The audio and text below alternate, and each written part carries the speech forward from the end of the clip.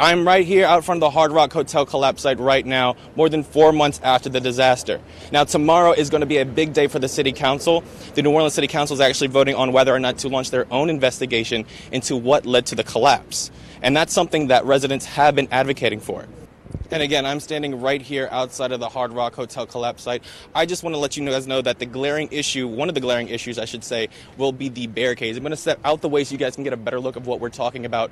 These barricades have been blocking buildings and residencies since October.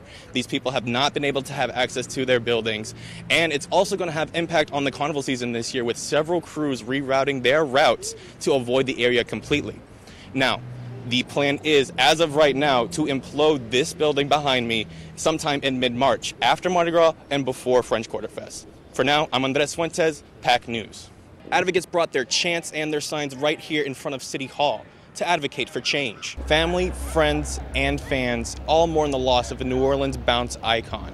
But after the service, they took to the streets to celebrate his life. Residents can't wait to see what Lee Shane will accomplish in her first term, and council members are excited about the unity she'll bring. The dance team gets to hang yet another banner right here in the den, while the cheer team gets to celebrate multiple individual awards. We all hold hands at the Our Father. It's like, this is what heaven's about. You know, we're all together. You know, I just love it. Just city blocks away from the collapsed Hard Rock Hotel, leaders of faith broke bread and shared prayers before the two unstable cranes were imploded. First responders came to hear words of encouragement before the blast, and the brother of one of the 3 deceased construction workers was there to hear the word of God. Father Anthony Rigoli was in charge of the ceremony. We just hugged and I says, you've got all of our love and prayers. Sometimes I used to worry about what do you say, and I realized words don't mean anything. It's just being there. Deacon Martin Gutierrez was in awe of the Mass in the heart of New Orleans' business district. I couldn't help but to notice the name of the theater right next to us, the Joy Theater, and how can we have joy in the middle of the suffering that was going on, and the altar right in the middle. So on one side you had joy, and on the other side you had the building collapsed, and in the middle you have the Eucharist. And I think that's where you have joy and suffering coming together. It's awesome. It actually felt like we were family, even though I didn't know half the people who were there. Several days after one of the most devastating disasters here in New Orleans, leaders of faith are doing what they can to impact the survivors of the Hard Rock Hotel collapse. Who we are and what we do was exactly tied into all of our responses in this most recent disaster. Catholic Charities has been on the scene of the collapse since day one, much like any other disaster the city has faced. I think we do a lot. There's always more to be done, and we're ready to respond.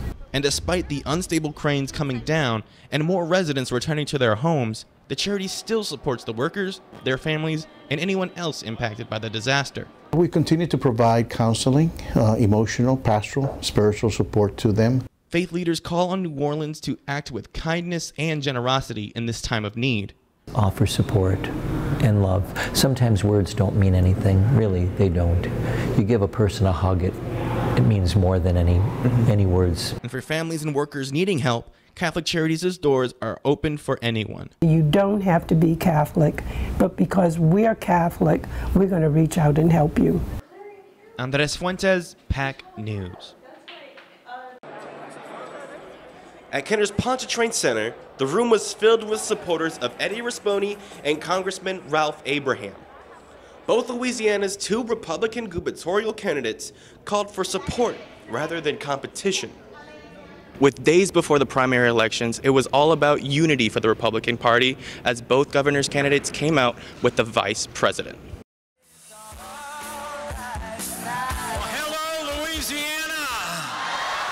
Vice President Mike Pence gave his support to the state's 2 conservative candidates.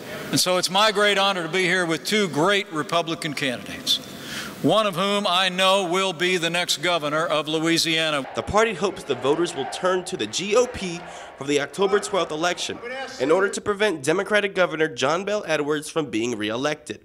You got 2 great choices. With strong Republican leadership at the helm in Louisiana, I know Louisiana is going to do your part. Both candidates stressed their discontent with the current state of Louisiana. We are dead last in everything that we should be first in. That's going to stop after October the 12th and November the 16th. And both promised they could keep the state on a better path. I say this all the time. If LSU was last in the SEC, what would we do? We would fire the president, the provost, the deans, the coaches, and the poor water boy. We wouldn't put up with that. But with Governor Edwards polling higher than his two competitors, Republican voters can only hope that their two candidates can prevent his re-election in the primaries and the runoff. Because I was concerned it was going to split the Republican vote and make it easier for our present governor to be re-elected. With such a tight race on the line, officials reminded the crowd how important the election was to the national stage. Louisiana, if you want to send a message to Washington, D.C., send a Republican governor to Baton Rouge. I'm Andres Fuentes, PAC News. The surgeries, the pain, you just want to take it from them, take their place, as any mom or dad or family member would. At 17 months old, Axel Dennis has spent more time in the hospital than not, getting treatment for spinal muscular atrophy type 1, or SMA. His short time on Earth has been a battle for survival. You watch him go through things and survive them and smile and laugh. His mother, Andrea, went through a dramatic change, leaving the workforce and her social life behind a month after Axel was born. You learn to be his full-time caregiver. You learn to be an ICU nurse, a therapist, a regular nurse. And while Axel shows progress on his current medication, a miracle drug, Zolgensma, could permanently change his life for the better. But the family battles with Medicaid for the treatment. So we submitted, and we got denied. We did an appeal with more information, and we were denied. Andrea questions the agency's reasoning.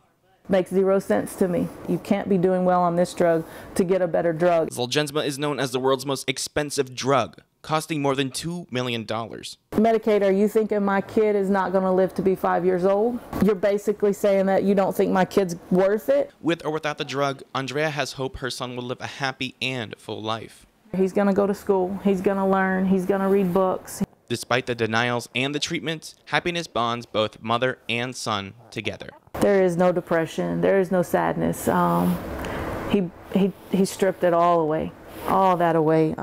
I'm Andres Fuentes, PAC News. Fully joyful. The clock hit 0,